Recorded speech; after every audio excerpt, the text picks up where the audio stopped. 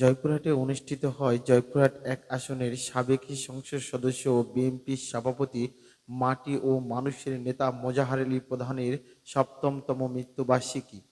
জয়পুরহাটবাসী গভীর শ্রদ্ধার ভাবে স্মরণ করে মরহুম মোজাহার আলী প্রধানকে। এক পর্যায়ে তার কবর জিয়ারত করেন তারই সুযোগ্য সন্তান মোহাম্মদ রানা প্রধান। إنا ظلمنا أنفسنا في الدنيا وفي الآخرة حسنة وقنا عذاب النار رب ارحمهما كما ربياني صغيرا رب ارحمهما كما ربياني صغيرا رب ارحمهما كما ربياني صغيرا وقنا عذاب القبر وقنا عذاب الحشر وقنا عذاب رب العالمين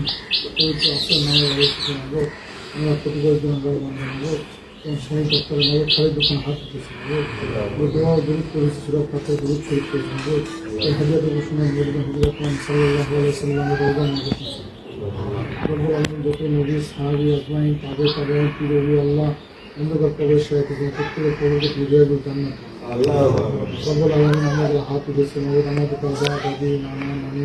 ভাই বোন আত্মীয় স্বজন অনেককে আপনার দিকে চলে গেছেন প্রত্যেককে তিনি জান্নাতের মেহমান হিসেবে কবুল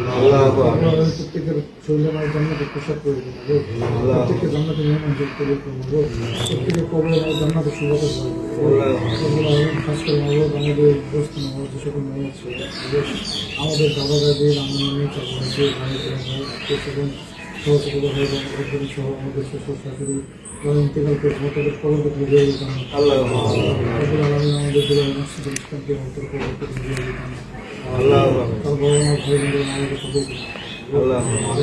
আমাদের নানা নুরুল ইসলাম তারপরে সাহেব ইল্লাল মউত লা ইলাহা ইল্লাল্লাহ।